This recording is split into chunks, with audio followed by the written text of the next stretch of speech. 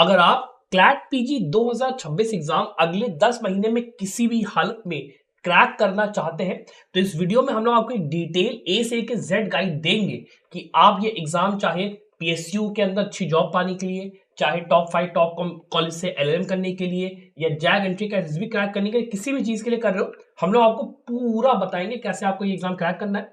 और उसके लिए we will firstly looking at the paper pattern कि पिछले 6 साल में क्या सब्जेक्ट्स आए हैं, उसमें से किस टाइप के क्वेश्चंस आए हैं, पूरा आपको बताएंगे। Then will go towards the cut off कि कितने मार्क्स आपको चाहिए इस एग्जाम को क्रैक करने के लिए टारगेट के हिसाब से। देन आपका इंपॉर्टेंट डेट्स कि एग्जाम कब होगा, यहाँ पे आपका पेपर का जो डेट है वो कब लॉन्च होगा, सारी चीजें हम लोग बताएंगे, फॉर्म वगैरह। फिर आपका सिलेबस कि कौन कौन से सब्जेक्ट ज्यादा इंपॉर्टेंट है, कौन से कम इंपॉर्टेंट है, कंसोर्शियम की क्या एक्सपेक्टेशन होती है आपसे, वो पूरा डिस्कस करेंगे। देन एक एक करके पूरे सब्जेक्ट्स के अंदर कौन कौन से टॉपिक ज्यादा इंपॉर्टेंट है, उनको किस तरीके से करना है, कितना टाइम देना है, पूरा एक subject wise strategy detail we'll be talking about. Then we will deal with the case laws कि भाई sir landmark case laws, recent case laws, जो आपके पुराने ओल्ड केस लॉज होते हैं उनको कैसे प्रिपेयर करना है वो पूरा जानेंगे। And then lastly we will go towards the sources in the mock papers कि आपको कैसे किस जगह से पढ़ाई करनी है, मॉक पेपर्स को कैसे यूटिलाइज करना है, पूरी बात इस वीडियो में हम लोग एकदम डिटेल में करेंगे। तो इस वीडियो को प्लीज पूरा लास्ट तक देखिए और साथ ही हमारे व्हाट्सएप के और टेलीग्राम के ग्रुप को जरूर ज्वाइन करिएगा, बिकॉज आप पे आपको सारे जो इंपॉर्टेंट यहाँ के क्वेश्चंस होते हैं प्रैक्टिस के लिए वो हम लोग डालते हैं, और जो भी अपडेट्स होती है वो भी आपको इसी ग्रुप के ऊपर मिलेगा, तो जरूर से ज्वाइन करिएगा। अब वीडियो को स्टार्ट करते हुए सबसे पहले हम लोग पेपर पैटर्न को देखते हैं, जिसमें आपको 120 क्वेश्चंस को अटेम्प्ट करना होता है, और एक क्वेश्चन अगर आप सही करेंगे तो आपको 1 मार्क्स मिलेगा, और अगर आप एक क्वेश्चन को गलत करते हैं तो आपको 0.25 मार्क्स मिलते हैं। पर क्वेश्चन के लिए आपको यहाँ पे करीब 1 मिनट मिलता है सॉल्व करने का, बिकॉज 2 घंटे का आपका पेपर है ये। और आपको इस बात का बहुत खास ध्यान रखना होता है कि जो भी आप टारगेट लेके चल रहे हो, जैसे मान लीजिए कट ऑफ की बात करते हैं तो 85 प्लस अगर आप लेके आते हो तो आपका एक पीएसयू के अंदर जॉब होने का चांस बहुत अच्छा बन जाता है। भले इस बार पेपर थोड़ा सा डिफिकल्ट आया तो आपके मार्क्स थोड़े कम थे, बट इसका मतलब ये नहीं है कि कल को अगर आसान पेपर आया तो कट ऑफ आपका बढ़ेगा नहीं, तो इसीलिए 85 प्लस पीएसयूज के लिए इंपॉर्टेंट है। फिर आप बात करते हैं टॉप 5 कॉलेज के लिए, तो आपको एटलीस्ट 55 से लेकर 60 मार्क्स यहाँ पे सोच के चलने हैं। टॉप 10 कॉलेज आपको चाहिए, मतलब एचएनएलयू वगैरह तक चाहिए, तो आपको 50 प्लस लाने की यहाँ पे जरूरत है। और अगर जैग एंट्री की बात करें then 35 plus is a good enough score, जिसके थ्रू आपको जैग एंट्री में आराम से एसएसबी के लिए आपको क्वालिफिकेशन मिल जाएगा। अब यहाँ पे देखने वाली बात ये होती है कि जैसे अगर आप 85 की बात करते हो, मान लो आपको लाना है, तो आपको एटलीस्ट 100 प्लस क्वेश्चन अटेम्प्ट करने हैं। कि अगर आपके मान लो 10 क्वेश्चन या 15 क्वेश्चन गलत भी हो गए तो नेगेटिव मार्किंग के मैक्स टू मैक्स आपके 4 से लेकर 5 नंबर जाएंगे, that will take the score to around 85। तो आपको आपके एक्यूरेसी पे और उस पर बहुत ज्यादा फोकस करने की जरूरत है while attempting the मॉक्स, that is why इसीलिए प्रैक्टिस बहुत इंपॉर्टेंट होती है। एक एस्पेक्ट इसका ये है। अब इसके अलावा आप अगर थोड़ा सा डिटेल में हम लोग जाए पेपर के अंदर, तो आप ये देखोगे कि यहाँ पे आपको अलग अलग तरीके के पैटर्न्स मिले हैं ओवर द ईयर्स। जैसे 12 पैराग्राफ और 10 क्वेश्चंस का एक आपका पेपर आता है, जिसमें पैराग्राफ की जो लेंथ होती है वो काफी लंबी होती है, जिसकी वजह से you have to spend a lot of time in reading the question paper itself. Question आप पढ़ रहे हो, फिर अब ये पता होना चाहिए कि जो आंसर है वो क्या पैराग्राफ में से आएगा नहीं आएगा, और यहीं पर आपका टाइम वेस्ट किया जाता है। That is why blogs, judgements और जो अच्छे आपके ऑथर्स होते हैं, कमेंट्रीज होती हैं, उनको पढ़ना बहुत ज्यादा इंपॉर्टेंट होता है रीडिंग कॉम्प्रिहेंशन के लिए, अगर आपका ये वाला पैटर्न का पेपर आ रहा है तो। इसके अलावा अगर आप देखोगे तो जैसे मान लीजिए 2024 या 25 का ही आप पेपर ले लो, तो 20 पैराग्राफ या 6 क्वेश्चन या 24 पैराग्राफ या 5 क्वेश्चन का आता है। इसमें क्या होता है, नंबर ऑफ सब्जेक्ट्स इतने ज्यादा होते हैं, पैराग्राफ अलग अलग उनके होते हैं, कि आपको डिफिकल्टी होती है और ये फिगर आउट करने में कि कौन सा पहले अटेम्प्ट करे, कौन सा बाद में अटेम्प्ट करे, और पेपर कई स्टूडेंट्स का यहाँ पे छूटता है। Because of that mock papers की प्रैक्टिस इंपॉर्टेंट बन जाती है कहीं ना कहीं। इवन दो आपने बहुत पढ़ाई करी हो स्टूडेंट्स, लेकिन अगर आपको पेपर को कायदे से लगाना नहीं आता, एप्लीकेशन नहीं आता है अपनी नॉलेज का, तो थोड़ा सा वो दिक्कत करेगा। तो इसीलिए मेरी आपको रिकमेंडेशन ये रहेगी कि जब हम लोग इस प्लानिंग में जाते हैं कि आपको आपके टाइम को कैसे यूटिलाइज करना है, तो आपका जैसे फरवरी की आप बात कर रहे हो, तो फरवरी का हाफ मंथ आपका यहाँ पे है, उसके बाद आपका यहाँ पे समझ लीजिए मार्च, अप्रैल, यहाँ पे मई, जून, जुलाई, अगस्त, सितंबर, अक्टूबर और नवंबर, और आपका ये एग्जाम जो है इस बार 7 तारीख को पक्का पक्का होगा, तो एक हफ्ता आप दिसंबर में मान लीजिए, मतलब मोटा मोटा 10 महीना हमारे पास हो गया।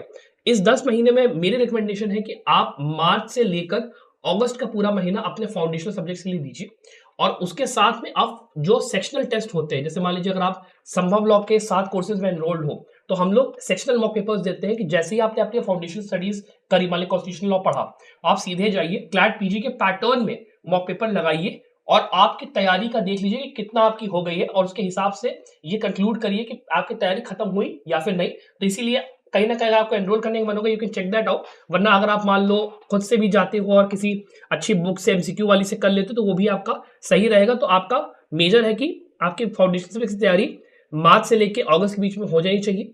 उसके बाद जो बचे हुए 3 महीने होते हैं सितंबर से लेकर नवंबर के, आप इस पे मेक श्योर करिए कि आप जितने मॉक पेपर्स लगा सकते हो उतने आप लगाइए। और जो कि आपने अपने सेक्शनल मॉक्स मार्च से लेकर अगस्त के बीच में अच्छे से लगाए हैं, तो आपको जो मेन मॉक्स है सितंबर से लेकर नवंबर के बीच में उनको लगाने में जरा भी यहाँ पे दिक्कत नहीं होगी। और साथ ही में जो आपके रीसेंट केस लॉज होते हैं उनको भी आपको सितंबर से लेकर नवंबर के बीच में ही करना चाहिए, बिकॉज उनका जो वेटेज होता है पेपर के अंदर वो उतना नहीं होता है। अगर आप लास्ट ईयर के पेपर उठा के देखेंगे तो आपको आराम से ये निपट जाएगा। लैंडमार्क केस लॉज और बाकी चीजें होती है वो आपको फाउंडेशनल सब्जेक्ट से तैयारी के साथ ही करना है। और कहीं ना कहीं अगर मैं आपसे ये बात करूं कि आपको अपनी पढ़ाई को कैसे स्टेप बाय स्टेप लेके जाना है, तो देखिए सबसे इंपॉर्टेंट जो आपका पोर्शन होता है क्लैट पीजी में वो आपका होता है फाउंडेशनल सब्जेक्ट्स का। बिकॉज आपको ये अंडरस्टैंड करना है कि आप किसके अगेंस्ट कॉम्पीट कर रहे हो। आप एक ऐसे स्टूडेंट के उसमें खड़े हो जो कि पिछले 3-4 साल से या 2 साल से जोशी की तैयारी कर रहा है, ये जिसने कॉलेज के अंदर बहुत अच्छे से पढ़ाई करी, बहुत ही ब्रिलियंट है, तो उसकी तैयारी पहले से ही फाउंडेशन सब्जेक्ट की मजबूत होगी।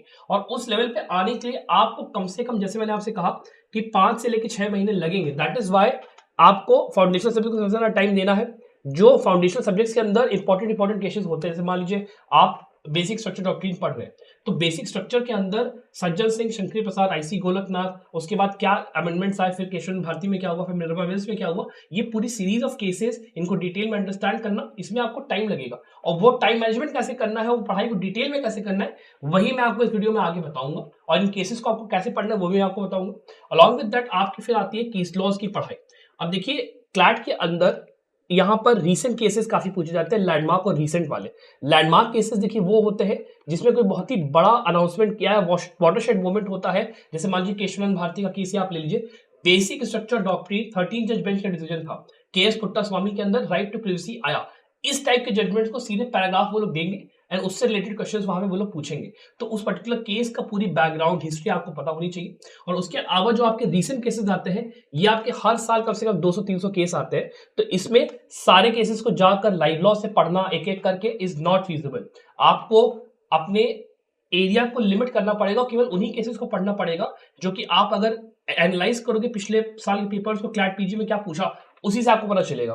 तो वो चीज कैसे करनी है, क्या करना है, वो मैं आपको अभी इस आगे वीडियो में बताऊंगा, केस लॉस की तैयारी कैसे करनी है। और उसके अलावा लास्टली आपका एमसीक्यूज और कॉम्प्रिहेंशन की प्रैक्टिस। बिकॉज जैसे आपने देखा पैराग्राफ के अंदर में हर तरीके के सब्जेक्ट वो लोग अलग अलग शफल करके पूछ रहे हैं, अलग टाइप के क्वेश्चन पूछ रहे हैं, कभी कॉम्प्रिहेंशन का आंसर मिलेगा, कभी नहीं मिलेगा, स्पीड मैटर करती, बहुत सी चीजें हैं।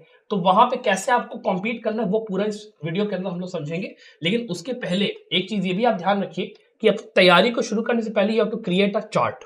उस चार्ट के अंदर ये चीज मेक श्योर करिए कि आपकी पढ़ाई यहाँ पे डिवाइडेड हो। पहले तो बिजनेस लॉज के अंदर, जहाँ पे जैसे सब्जेक्ट्स आपके हो गए, कंपनी लॉ हो गया, कॉन्ट्रैक्ट्स हो गया, पार्टनरशिप हो गया, यहाँ पे सोगा हो गया, आपका सेल्स गुड्स एक्ट हो गया, ये सब आपने देखिए एक साथ पढ़े हैं। तो इनको एक साथ जाइए, करीब 40-50 दिन दीजिए, उनको कवर करिए। फिर दूसरा पार्ट आपका आता है क्रिमिनल लॉज का। इसमें आपका IPC, CRPC evidence, old laws और न्यू लॉज दोनों आपको पढ़ने हैं, तो इसमें टाइम लगेगा। एंड अलॉन्ग विद दैट जैसे जेजे हो गया, यूएपी हो गया, एनडीपीएस होगा, इनको आपको करना है।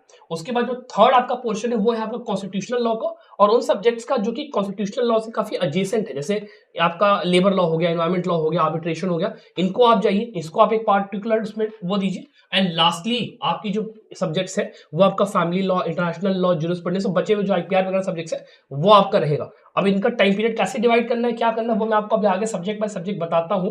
लेकिन उससे पहले एक चीज का ध्यान आपको ये रखना है कि मान लो इस बार अगर आप क्लैट पीजी एग्जाम की तैयारी स्टूडेंट्स कर रहे हो और आपको एक ऐसा कोर्स चाहिए जहां पे आपको सारा वीडियो लेक्चर्स, स्टडी मटेरियल एक ही जगह पे मिल जाए, साथ ही में मॉक पेपर्स की एक बहुत ही बढ़िया सीरीज जहां 50 फुल लेंथ मॉक पेपर्स हर पैटर्न के हिसाब से क्लैट पीजी के मेरे द्वारा खुद मेंटरशिप आपको मिले, और साथ ही में आपको एक एक सब्जेक्ट का सेक्शनल मॉक्स भी मिले। जैसे मैंने आपको बताया कि आप प्रैक्टिस करते जाइए जब आप पढ़ाई कर रहे हो, तो आप हमारे कॉम्प्रिहेंसिव कोर्स में आ सकते हैं क्लैट पीजी के। ये आपका कोर्स स्टूडेंट 5499 में आपका अवेलेबल रहेगा। सेल प्राइस इसकी हमेशा ये आपका बेसिकली प्राइस रहेगा। इसमें आपके पास साथ ही में 100 जो आपके कॉम्प्रिहेंसिव लैंडमार्क केस लॉज है जो कि सबसे इंपॉर्टेंट है to from the month year of 2017 से लेकर 2025 तक जितने इंपॉर्टेंट है वो सारे, अलॉन्ग विद दैट जितने रीसेंट केस लॉज है जो कि हर साल 200-300 रीसेंट केस लॉज आते हैं, हम लोग उसको बिल्कुल छोटा करके सब्जेक्ट बाय सब्जेक्ट बताते हैं कि कौन सा केस आपको पढ़ना है और कौन सा केस आपको नहीं पढ़ना, पूरा हम लोग देते हैं और पूरा आपको अपडेटेड हर मंथ का मिलता है। तो अगर आपको एनरोल करना है आप चेकआउट कर सकते हो, बहुत ही बढ़िया यहाँ आपका कोर्स आपका रहेगा। इसके अलावा मान लीजिए आपको सारे एग्जाम्स की तैयारी करनी, सीबीटी एलएमपीजी 2026 भी देना है आपको आईएलआई भी देना है, आईआईटी खड़गपुर भी देना है, एलेट पीजी एनएलयू दिल्ली का एग्जाम भी देना है, तो उसके लिए आप 7499 में इस कोर्स में स्टूडेंट्स एनरोल कर सकते हैं। इस कोर्स के अंदर सारी एग्जाम्स के आपके वीडियो लेक्चर्स, स्टडी मटेरियल, आपके मॉक पेपर्स, सब कुछ हम लोग इंक्लूड करके देंगे। मेंटरशिप के लिए मैं खुद वहां पे आपके साथ रहूंगा। तो ये आपका जो कोर्स है वो आपका अगले साल तक जितने आपको जामिया, अलीगढ़ मुस्लिम यूनिवर्सिटी, लखनऊ यूनिवर्सिटी कोई भी एग्जाम देना है, इवन एमएचसीईटी भी इसी में कवर्ड होगा, सबके मॉक पेपर सब कुछ होगा। अगर आपको एनरोल करना है इस आप कोर्स में आप आ सकते हो, इसका डिस्क्रिप्शन में आपको लिंक मिल जाएगा। अब इसके बाद बात करना शुरू करते हैं हम लोग कि आपका जो 10 मंथ प्रिपरेशन स्ट्रेटजी है उसको स्टार्ट कैसे करना है। ठीक है, पहला काम आपको जो करना है वो ये है, जैसे मैंने पहले भी कहा कि आपको ये एनालाइज करना है कि भाई आपने हर सब्जेक्ट के अंदर कॉलेज के टाइम पर या अपनी तैयारी के टाइम पर कितना टाइम दिया और कितना टाइम आपको अब देना है फ्यूचर सब्जेक्ट्स को पढ़ने के लिए। अब जैसे मान लीजिए आपने कॉन्स्टिट्यूशन लॉ है, उसके अंदर आपने कॉन्स्टिट्यूशन लॉ में मान लो पार्ट 3 से पढ़ रखा है, आपने कहा प्रेसिडेंट और मान लो पार्लियामेंट की पावर्स पढ़ रखी है, तो आप उस चीज़ को उतना टाइम फिर नहीं दोगे, आप फिर उसको केवल एक आध बार रिवाइज करोगे और बाकी जो कॉन्स्टिट्यूशन उसको टाइम दोगे। फिर मान लो कंपनी लॉ आपने कम पढ़ा है तो उसको आप फिर ज़्यादा टाइम दे रहे हो। तो इस तरीके से हम लोग को पहले एक चार्ट बना के प्रॉपरली कैसे चार्ट बनेगा, कितना टाइम दिया जाएगा, वो मैं आगे आपको बताता हूँ। पर पहला काम we have to make a chart जिससे हमें पता चले कि यहाँ पर हमें कितने सब्जेक्ट में कितना टाइम देना है, that is very very important. उसके बाद हम लोग एक एक करके पार्ट्स की बात कर लेते हैं। तो देखिए पहला पार्ट आता है आपका कॉन्स्टिट्यूशनल लॉ का। अब यहाँ पे देखिए मैंने मेंशन करा है 40 से लेके 50 डेज, इसलिए बिकॉज ये डिपेंड करता है कि जो आपने चार्ट बनाया कॉन्स्टिट्यूशनल लॉ का या किसी भी उसका, उसमें कितना सब्जेक्ट आपका कवर हो चुका है और उसके हिसाब से अपने टाइम को डिवाइड करते हो। तो मेरे हिसाब से कॉन्स्टिट्यूशनल वाले पार्ट के लिए मिनिमम 40 मैक्सिमम 50 दिन आपको देने हैं। यहाँ पे पहला सब्जेक्ट है कॉन्स्टिट्यूशनल लॉ का और एडमिनिस्ट्रेटिव लॉ का, इनको आपको साथ में ही करना है।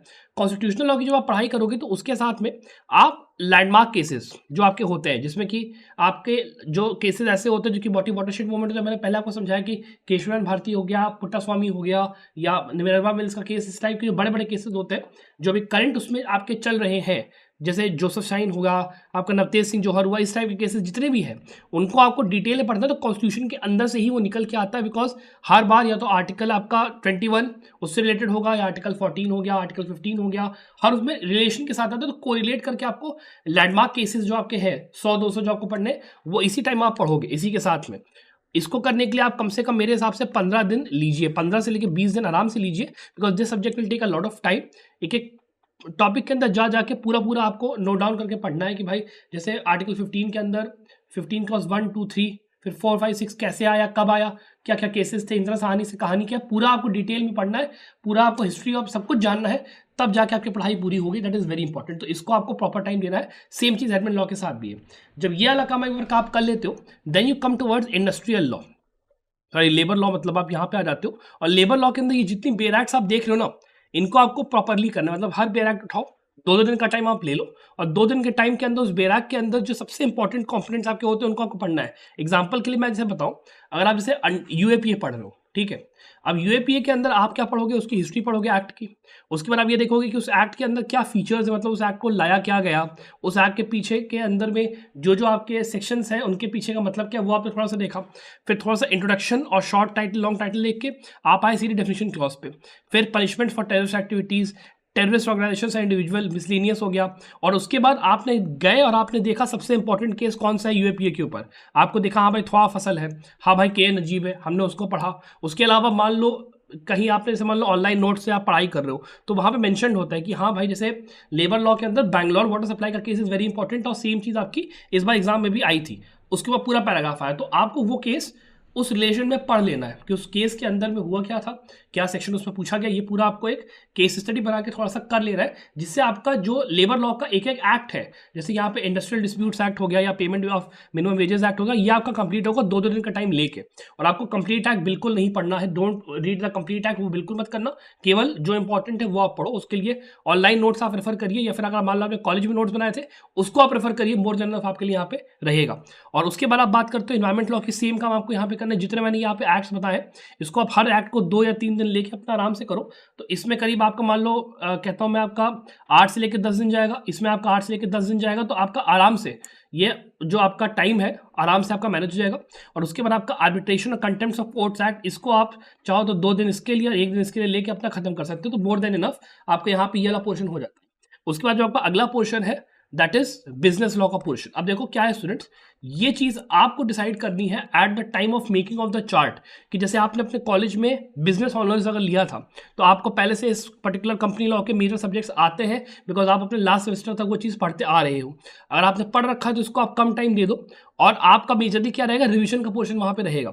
लेकिन अगर आप एक ऐसे स्टूडेंट हो जिसने कि ये सब्जेक्ट बिल्कुल नहीं पढ़ा है या फिर आपको उतना इंटरेस्ट नहीं रहा कभी बिजनेस लॉ में, तो आप क्या करिए इन सब्जेक्ट्स के लिए कि आप इनको लास्ट के टाइम पे पढ़िएगा। मतलब मैंने कि जैसे बताया था कि मार्च से लेके अगस्त का आपको रखना है, जैसे समझ लीजिए, तो आप इस चीज़ को करीब जुलाई या अगस्त के आसपास कंपनी लॉ बिजनेस वाले टॉपिक्स को आप करिए। उससे होगा क्या कि आपके दिमाग में ये पूरा पोर्शन ज़्यादा टाइम तक रिटेन्ड रहेगा और आपको दोबारा रिवाइज करने की जरूरत नहीं पड़ेगी, बिकॉज तुरंत में पढ़ा है। बाकी सब्जेक्ट्स को आप पहले कर लो, इसको आप चाहो तो लास्ट में कर लो, मेरा एक सजेशन आपको रहेगा।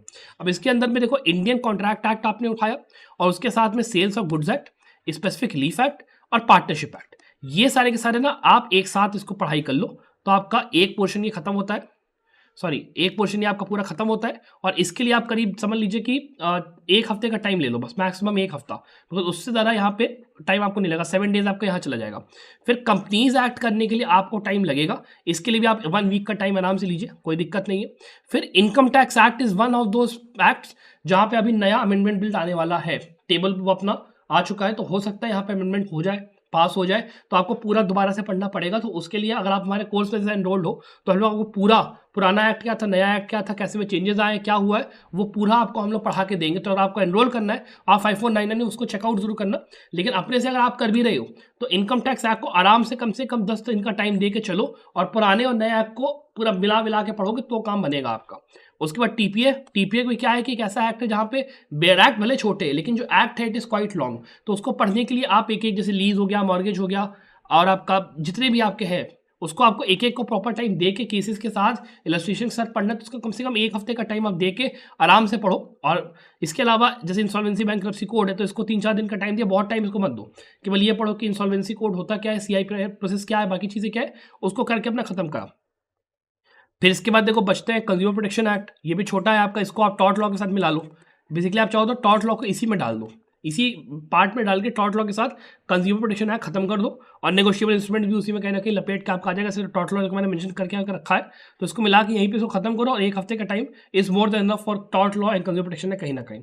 फिर आपका मोटर व्हीकल एक्ट भी कहीं ना कहीं इसी के साथ निपटेगा। इंश्योरेंस लॉ और बैंकिंग लॉ आप चाहो तो छोड़ भी सकते हो, बिकॉज इनका जो सब्जेक्ट्स का स्कोप है थोड़ा सा नीश है, आएगा नहीं आएगा हमको नहीं पता, टाइम वेस्ट करने का पॉइंट यहाँ पे है नहीं। तो अगर आप चाहो तो छोड़ भी सकते हो, कोई ऐसी बड़ी चीज़ यहाँ पे नहीं हो जाएगी। कंपटीशन एक्ट अपना पढ़ लेना, वो आपको काम देगा। तो ये आपका 40-50 दिन में ये चीज़ बेसिकली आपकी हो जाएगी। एज आई सेड लास्ट के टाइम पे उसको थोड़ा सा वो करना, मोमेंटम देना। फिर उसके बाद हम लोग बात कर लेते हैं यहाँ पे कंपनी क्रिमिनल लॉज की। अब देखो क्रिमिनल लॉज में क्या है ना, आपका दोनों बीएनएस, बीएनएसएस और बीएसए, इसमें आपको सबसे ज़्यादा टाइम लगेगा।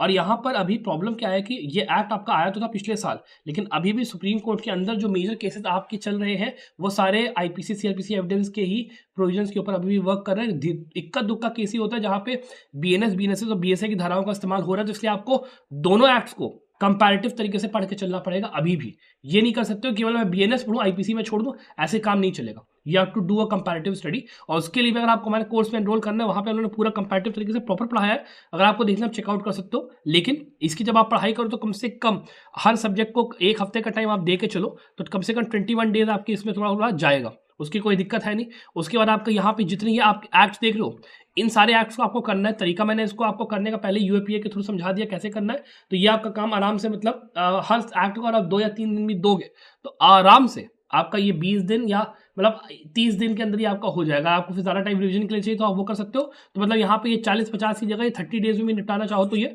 निपट आपका जाएगा। उसके बाद लास्टली फिर आपका बचता है अदर लॉज का पार्ट। अब यहाँ देखो अदर लॉज में क्या है ना, यहाँ पे इंटरनेशनल लॉ और जूरिस्प्रूडेंस, इसको आपको थोड़ा सा डिटेल में पढ़ाई करनी है। बिकॉज जूरिस्प्रूडेंस की दिक्कत क्या होती है कि questions will never come from the thing that you have read. Consortium कहाँ से आर्टिकल ला के देगा, किस पर्टिकुलर जूरिस्ट का कौन सा पीस दे देगा, कुछ नहीं पता होता है। तो इसीलिए जूरिस्प्रूडेंस के लिए आपको जूरिस्प्रूडेंस की कोर एसेंशियल्स को पढ़ना पड़ता है कि जैसे ही मैंने पढ़ा कि हाँ भैया ये पर्टिकुलर जो पैराग्राफ है ये मेरे को सोर्सेज ऑफ लॉ से दिखाई पड़ रहा है, या ये मेरे को प्रेसिडेंट वाले पार्ट से दिखाई पड़ रहा है, कहाँ से दिखाई पड़ रहा है, किस जूरिस्ट ने बोला है, किस स्कूल का पार्ट है, पता होना चाहिए, तभी आंसर कर पाओगे। और पैराग्राफ के अंदर से आपको आंसर्स निकाल के प्रैक्टिस की जरूरत है। दैट इज वाई जूरिस्प्रूडेंस के लिए मेरी सजेशन ये रहेगी, कम से कम आप कोशिश करो कि रोजाना पढ़ाई करो। मतलब ये मत करो कि आप एक दिन बैठे हो और आप 10 दिन लगा के पढ़ाई करो, ऐसे मत करो। आप जैसे कॉन्स्टिट्यूशनल लॉ पढ़ रहे हो तो कॉन्स्टिट्यूशनल लॉ को जूरिस्प्रूडेंस के साथ मिला के पढ़ो। आपने मान लो क्रिमिनल लॉ पढ़ो तो जूरिस्प्रूडेंस के साथ मिला के पढ़ो, थ्योरीज को उसको। तो मतलब एक अच्छी पढ़ाई आपकी, इंटरकनेक्टेड पढ़ाई आपकी होगी तो काफी अच्छे से आपको जूरिस्प्रूडेंस समझ में आएगा। तो मेरी सजेशन ये है कि बाकी पार्ट्स के अंदर से जो सब्जेक्ट्स आप पढ़ रहे हो, जूरिस्प्रूडेंस को आप अलग से अपना टाइम टेबल बना के पढ़ो। किताब एनवी परांजपे ले लो, NV Paranjape one of the best book, या बीएनएम त्रिपाठी या कोई भी आप ले लो और उसमें से उठा के पूरी चार्ट मार के खत्म करो, जूरिस्प्रूडेंस खत्म करो। रोजाना 2 घंटे पढ़ाई करो जूरिस्प्रूडेंस की, और कम से कम 2-3 महीना लो पढ़ाई करने में और पूरा खत्म करो। अगर आप हमारे कोर्स में एनरोल्ड हो तो वहाँ तो पूरा लेक्चर वाइज उन्होंने खत्म करा है, वो करके या वैसे आप अपना खत्म करो। और सेम चीज़ एक इंटरनेशनल लॉ के साथ भी इसको कम से कम 10-12 दिन आपको देना, तो जाके आपका ये खत्म होगा। और इसके अंदर भी देखो इंटरनेशनल ट्रेड लॉ और इसके अलावा ह्यूमन राइट्स लॉ, ठीक है, दोनों लॉज आपको इसके अंदर इंक्लूड करके चलने हैं कि आपको इनको पढ़ाई करनी, वरना इसके बिना काम नहीं चलेगा। और खास एक चीज़ और भी है कि इसके अंदर आपके आईसीजे के और इंटरनेशनल क्रिमिनल कोर्ट्स के जो रीसेंट जजमेंट्स होते हैं वो भी आप देख के चलिए। तो वेबसाइट पे चले जाइएगा और वहां से आईसीजे और आईसीसी के इंपॉर्टेंट केसेस को आपको देख के चलना है, तो ही आपका काम बनेगा। उसके बाद आपका आता है फैमिली लॉ। फैमिली लॉ के अंदर देखो इजी सब्जेक्ट है थोड़ा सा, तो इसके अंदर जितनी ये बेराइट्स आपकी दे रखी है ना, इनको आपको अच्छे से करना है, ठीक है। सारे बायोडाक्स को अच्छे से करना है, 2-3 दिन लो। हिंदू मैनेज खत्म करा, सेक्शन 9 खत्म करा, अडॉप्शन मेंटेनेंस खत्म करा, आराम से हो जाएगा, कोई बहुत डिफिकल्ट नहीं है। और बहुत डिटेल वाली जो पढ़ाई होती है ना, कि जैसे आपने खोल लिया तो एयर 1 जो है कौन, air 1 sorry class of airs जो होती है ना, तो क्लास 1 एयर कौन है, क्लास 2 कौन है, जो पूरी मैथमेटिक्स होती है, उतने डीप पे पढ़ने की जरूरत नहीं है। आराम से केवल प्रोविजंस पढ़िए और केस लॉज पढ़िए और अपना आगे बढ़िए। That is the way you have to do about it, ठीक है। लास्टली फिर आपका देखो आईपीआर आता है, इंफॉर्मेशन टेक्नोलॉजीज एक्ट आता है, ये सब छोटे छोटे आपके वो है। आईपीआर को थोड़ा ज़्यादा टाइम देना, IPR is a good subject. तो उसमें डिजाइन हो गया, कॉपीराइट हो गया, पेटेंट हो गया, ज्योग्राफिकल इंडिकेशन हो गया, सब कुछ ही आपको पढ़ना है। तो आराम से 10-15 दिन लेके आईपीआर भी खत्म करो, कोई जल्दीबाजी करने की यहाँ पे उसके लिए जरूरत नहीं है। फिर इसके अंदर भी जैसे मैंने कहा था, लैंडमार्क केस लॉज जो होते हैं ना स्टूडेंट्स, आपके लैंडमार्क केस लॉज हर सब्जेक्ट के आपको आपके मार्च से लेके अगस्त के टाइम पीरियड में ही खत्म करना है। As your reading subjects, recent landmark cases उठाओ, उसी को पढ़ के वही खत्म करो। हमारे कोर्स में अगर एनरोल्ड हो तो रीसेंट लैंडमार्क केसेस का पूरा लिस्ट, एक एक चीज का पूरी आपका प्रॉपर जो जजमेंट समरी होती है ना, जहाँ पे प्रॉपर हम लोग समझाते हैं कि ये फैक्ट्स है, ये केस है, ये पूरा वहाँ पे दिया हुआ है, उसको ले लो, वहाँ से आप करो, बहुत आपको फायदा ये चीज़ करेगा। इसके बाद आपका अगला जो पॉइंट आता है वो ये है कि आपको ये पढ़ाई जो है इसको आपको एग्जीक्यूट करना कैसे। पहला काम, आप कोई भी जो भी पढ़ाई आप करो, please get the bare act. हाथ जोड़ के रिक्वेस्ट है, प्लीज बेयर एक्ट का इस्तेमाल करिए, बिकॉज बेयर एक्ट के अंदर में सारे सेक्शंस प्रोविजंस दिए रहते हैं, इलस्ट्रेशन सारे मेंशन्ड होते हैं। आप पढ़ाई कर रहे हो, तुरंत आपने गए रेफरेंस अपना लिया, वहीं पे आपने मान लो पोस्टेड आपका आता है ना, पोस्टेड अलग अलग कलर्स के आते हैं, वहीं पे आप जाके चिपका दीजिए कि ये जो पर्टिकुलर, जैसे मान लो लैंडमार्क केस आप पढ़ रहे हो, लैंडमार्क केस में हमें पता है कि ये सेक्शन रेफर हुआ। अब वहीं पे आप गए, वहीं पे आपने तुरंत मेंशन कर दिया पोस्टेड में कि भैया ये जो बेयर एक्ट का ये सेक्शन है, ये इस केस से रिलेटेड है। मेंशन आपने जैसे ही करा, देखो आपको तुरंत याद भी आया, और जैसे ही आप बेयर एक्ट जब भी पलटोगे, वो केस पोस्टेड पे वहीं पे मिलेगा आपको कि हाँ ये केस इससे जुड़ा हुआ है, तुरंत आपको रिकॉल होगा। तो ये वाली एक्सरसाइज आपको वादा करिए कि आप लोग उससे ये चीज़ करोगे कि पोस्टेड का इस्तेमाल करिए, बेयर एक्ट के अंदर जाइए और पूरे को फ्लैग करिए कि एक एक सेक्शन, एक एक आर्टिकल के लिए कौन कौन सा केस कहाँ का रेफर हुआ है, वो काम एक हो गया। फिर बेयर एक्ट के अंदर जो उसकी पूरी वो होती है आपकी, जो पूरा आपका टेबल होता है, वो आप जो है रटिए पूरा। जैसे मेन आर्टिकल्स जितने आपके कॉन्स्टिट्यूशन के हैं, जितने आपके फैमिली लॉ के हैं, जितने आपके आईपीसी के हैं, सीआरपीसी के हैं, एविडेंस के हैं, जब तक आर्टिकल नहीं रटोगे तब तक कोई काम नहीं बनेगा, सेक्शन नहीं रटोगे कोई काम नहीं होगा। तो ये करना बहुत ज़्यादा इंपॉर्टेंट है, that is why bare act is super important, पहला चीज़। दूसरा, आप लोगों को एक किसी पर्टिकुलर सीरीज ऑफ बुक्स का इस्तेमाल करने का ज़रूरत है। जैसे एके जैन सीरीज आप, मैं ऐसे बताता हूँ, दुक्की कहलाती है, दिल्ली वाले स्टूडेंट्स थोड़ा सा उसको समझेंगे, उसको आप ले लो, ऑनलाइन भी आपको मिल जाएगा, वरना ऑफलाइन में जो आप पता करो आपको मिलेगा दुक्की सीरीज़ का। या फिर आप किसी कोचिंग के, जैसे मान लो जुडिशरी की कोचिंग्स होती है, उनके नोट्स वगैरह मिलते हैं, उनको आप उठा लो। और उससे उठा के अपनी पढ़ाई कर डालो, that is very very good way. अगर आप वैसे हमारे कोर्स में एनरोल्ड हो, वहाँ पे हम लोग ने पूरा क्लैट पीजी के पॉइंट ऑफ व्यू से जो नोट्स होते हैं वो पूरा बना के वहाँ पे दिया हुआ है, तो वहाँ से आपका काम हो जाएगा। नहीं अगर वो काम करना है तो इसके लिए ये कर लो। और जो आपके माइनर लॉज होते हैं, जैसे मान लो लेबर लॉ हो गया, एनवायरमेंट लॉ हो गया, आईपीआर हो गया, इनके नोट्स नहीं मिल रहे, तो इनके लिए नेट पे चले जाओ, वेबसाइट्स देखो कई सारी है, कई सारी वेबसाइट्स पे अच्छी क्वालिटी के नोट्स मिल जाते हैं, उसी को जाकर रेफर कर लो। आपका उससे ज़रा डिटेल में आपको जानने की ज़रूरत है भी नहीं। You don't have to refer. जैसे कॉन्स्टिट्यूशनल लॉ के लिए बात किया तो मैं भैया JN पांडे पढ़ रहा हूँ, ठीक है, लेकिन HM सीरवई उठा ली, MP जैन उठा ली, वो पूरा कॉलोसल वेस्ट ऑफ टाइम है। वो काम आपको बिल्कुल नहीं करना है। छोटी मोटी बुक उठाओ यार, AK जैन वगैरह उठाओ या कोचिंग के नोट्स उठा लो, वहीं से काम हो जाएगा। ज़्यादा इधर उधर पढ़ने की जरूरत नहीं है।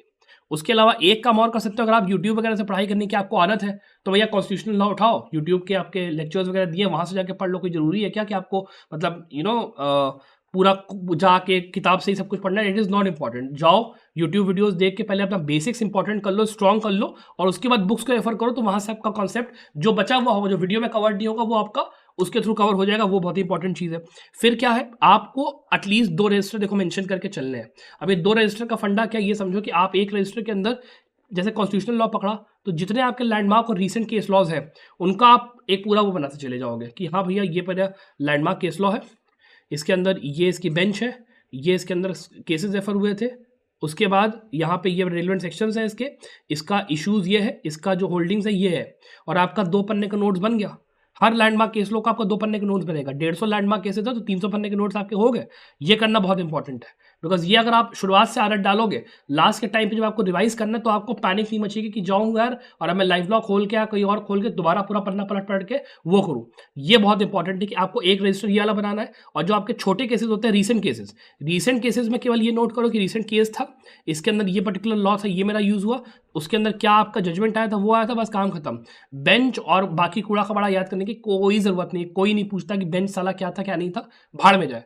केवल ये पढ़ो रीसेंट केस क्या था, रीसेंट केस के अंदर में जो लॉ अप्लाई हुआ वो कौन सा था, और लॉ की पोजीशन उसके पहले क्या थी और उसके बाद क्या थी केस के। सिंपलेस्ट काम। एक पन्ने के नोट्स बनेंगे, बाकी गया भैया तारारंपम हो गया। तो आपका 600-700 पन्ने के नोट्स वहां पे बनेंगे, मोटे बनेंगे, लेकिन यूज आपको करना ही, ध्यान रखना।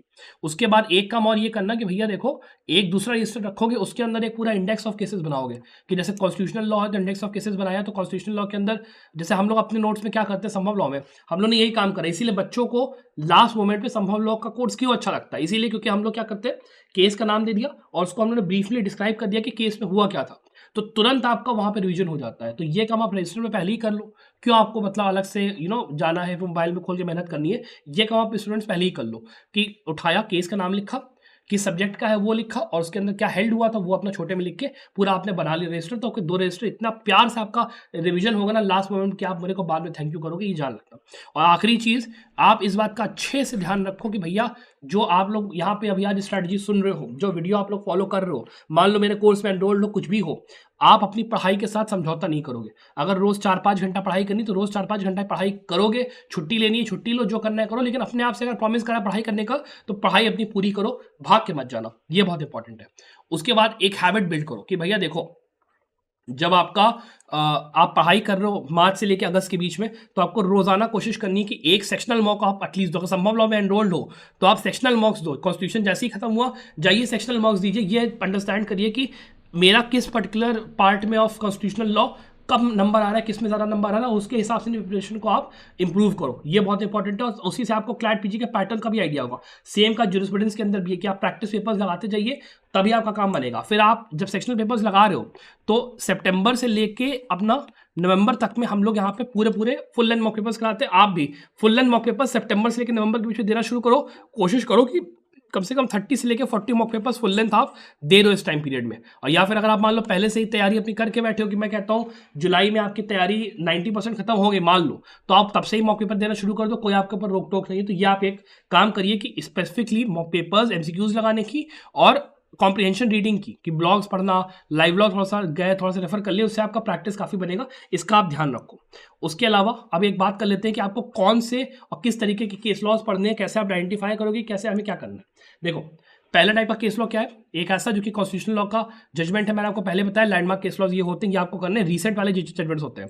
उसके अलावा अब जो क्वेश्चन आता है वो ये है कि सर जो रिसेंट केस लॉज इतने सारे आते हैं कि 2021 का, 22 का, 23 का, 24 का, 25 का, मैं आइडेंटिफाई कैसे करूं कि कौन सा इंपॉर्टेंट है कौन सा नहीं। उसका एक तरीका तो ये है कि आप संभव लॉ में आ जाओ, हम लोगों ने आइडेंटिफाई करके सारा रखा, उसी में से पढ़ लो। नहीं तो आप ऐसा करिए कि आप 2024 और 2025 के जो रिसेंट केसेस है पहले तो उन पर फोकस करो, और उसमें ऐसे जजमेंट जिसमें कि कोई इंपॉर्टेंट गाइडलाइंस जैसे मान लो दी हुई है उनको आपने नोट कर लिया, या फिर कोई ऐसा डिसीजन जिसमें मान लो कोई कंट्रोवर्सी उठी है, जैसे मान लीजिए अभी रिसेंट में आपका कोई ऐसा कोई मामला अगर दिख रहा है आपको, जैसे मान लीजिए अभी ये वाला आपका जो एक आपका शो आता है मेरे ख्याल से समय रैना का एक शो, उसमें काफ़ी कॉन्ट्रोवर्सी हुआ, अगर उसका कोई सुप्रीम कोर्ट उस पर कोई जजमेंट देगा, उन्होंने मान लो जैसे अर्नब गोस्वामी वाले मामले में जजमेंट आया था और उसके अलावा मान लो इस वाले केस में आता, तो वो आपका मतलब केस ऐसा होगा इसमें कि हो सकता है सुप्रीम कोर्ट मतलब वो लोग क्लैट वाले पूछ ले, तो उसको आपको पढ़ लेना है, अंडरस्टैंड कर लेना है क्या बोला है वो देख लेना है, ठीक है। उसके बाद कोई ऐसा डिसीजन जिसमें कि कोई मान लो इंपॉर्टेंट बात बोली गई किसी पर्टिकुलर सब्जेक्ट के लिए, जैसे के नजीब का केस था, उसके अंदर यूएपीए के अंदर बहुत ही इंपॉर्टेंट लैंडमार्क रूलिंग थी, उसको आपको रट लेना है। और उसके अलावा कोई ऐसा डिसीजन जो कि मान लो कि कॉन्स्टिट्यूशन वैलिडिटी टेस्ट कर रहा है, कि कॉन्स्टिट्यूशन वैलिडिटी टेस्ट करी, हो सकता है जो वैलिडिटी टेस्ट करी तो या तो वो एक्ट आपका है वो या तो रिपील होगा कोई ना कोई उसका पार्ट, या फिर उसको आप कोर्ट कहेगा कि नहीं ये कॉन्स्टिट्यूशनली वैलिड है, उस चीज़ को आपको पकड़ के चलना है, ठीक है। ये आपका हो गया। इसके बाद एक पर्टिकुलर केस के अंदर क्या पढ़ना है ये मैंने आपको थोड़ा सा अभी बता ही दिया था, लेकिन जैसे लैंडमार्क केस लॉज पढ़ रहे हैं आप लोग, तो name of the case, coram क्या होता है जजेस का, ये अपना रट लो कि डिसेंटिंग ओपिनियन कंकरिंग ओपिनियन में क्या दिया है। ये हमारे नोट्स के अंदर जो हम लोग संभव में देते हैं वहाँ पे हम लोग ये काम करके रखते हैं कि कंकरिंग और डिसेंटिंग ओपिनियन पूरा बताते हैं कि भाई ये कंकरिंग है ये डिसेंटिंग है, वो वाला काम आपको करना है। उसके बाद इंपॉर्टेंट जजमेंट जितने यहाँ पे ऐसे जजमेंट्स हैं जो कि ओवर रूल हुए या फिर कॉन्स्टिट्यूशनल जो आपका बेंच है उसने वहाँ पे उस जजमेंट को यूज़ करा, उसको आपको रटना है। उसके अलावा में कोई लॉ अगर मान लो इम्प्रूव वो अपना था जो भी मान लो जैसे यहाँ पे सेक्शन 377 था, आर्टिकल 14, 1921 था, इस टाइप के लॉज आपको सारे वहाँ पे नोट करने हैं और अपने बैराक में जाके पोस्टेड से चिपका लो, ये केस ये इसमें रेफर था, काम खत्म। उसके बाद कोई प्रिंसिपल्स या डॉक्ट्रीन यूज हुई थी तो वो भी अपना डाल दो। फिर कोई जूरिस्प्रूडेंशियल एस्पेक्ट अगर है तो उसको कर लो। और अगर आप मान लो रीसेंट केसेस पढ़ रहे हो तो जो टेबल मैंने आपको बताया था रजिस्टर बनाने के लिए, उसमें आपको केवल नेम ऑफ द केस करना है। नेम ऑफ द केस आपके कोई मान लो इंपॉर्टेंट जजमेंट्स है मे बी अगर वो कर लो, और आपका लॉज इन्वॉल्व और आपका जो रेस्ट्रिक्शन राइट है वो। उसके अलावा पूरा गया भाड़ में, कोई मतलब नहीं है कि प्रिंसिपल डॉक्ट्रिन क्या था, जूरिस्प्रूडेंशियल एस्पेक्ट क्या था, बाकी चीज़ें क्या था, कोई मतलब नहीं है। केवल लॉज आपके जो पूरे जजमेंट्स है वो अपना, और आपका मेनली जो नेम ऑफ द केस है वो, ये सब चीज़ें आपको करनी है। इसके अलावा अगर आप बात करते हैं इसके आगे कि भैया सोर्सेज हमें सर क्या यूज़ करने हैं, तो जैसे मैंने आपको कहा एक एजेंट सीरीज उठाओ या फिर आप किसी कोचिंग के नोट्स उठा लो जुडिशरी वाले, बाकियों के लिए आप चले जाइए और अपना वो कर लीजिए, क्या नाम है, ऑनलाइन सर्च कर लीजिए, आपको नोट्स मिल जाएंगे। वरना आप जाइए यूट्यूब के ऊपर जाइए, वहाँ पर कोई अच्छा आपको मिले चैनल से आप फॉलो कर लो। केस लॉज की अगर बात करते हैं तो एक कोई सोर्स पकड़ के चलिए, या तो लाइव लॉ पकड़ लो या बार एंड बेंच पकड़ लो या सीसी ऑनलाइन पकड़ लो, आपका काम आसान रहेगा। कंपनी लॉ के केसेस जो होते हैं उनके लिए आप जो आपके लॉ फर्म्स होती हैं उनकी वेबसाइट्स आप पकड़ लीजिए, वहाँ से आपको आराम से मिल जाएगा लॉ फर्म की वेबसाइट से। उसके बाद आप बात करते हो कि कभी कभी आप कुछ केसेस ऐसे होते हैं जैसे आईपीआर के केसेस के लिए स्पाइसी आईपीआर थोड़ा सा फॉलो कर सकते हो बड़े बड़े केसेस के लिए। उसके अलावा इंटरनेशनल लॉ के केसेस के लिए आपका जो आईसीजे की वेबसाइट है और इंटरनेशनल क्रिमिनल कोर्ट की वेबसाइट है, इसको आपको फॉलो करना है, इसको ध्यान रखिएगा, ठीक है। ये आपका मेजरली सोर्सेज आप यूज़ कर सकते हो पढ़ाई करने के लिए। और उसके अलावा अगर आपका मैंने मॉक पेपर सीरीज में उसमें एनरोल करना है उसमें कर सकते हो। अपार्ट फ्रॉम दिस मुझे लगता है ये पूरा आपका मैंने पूरा डिटेल गाइड आपको दे रही है। अगर आपको वीडियो पसंद आए तो इस वीडियो को लाइक और शेयर जरूर करिएगा। I wish you the very very best of luck for your success. Bye.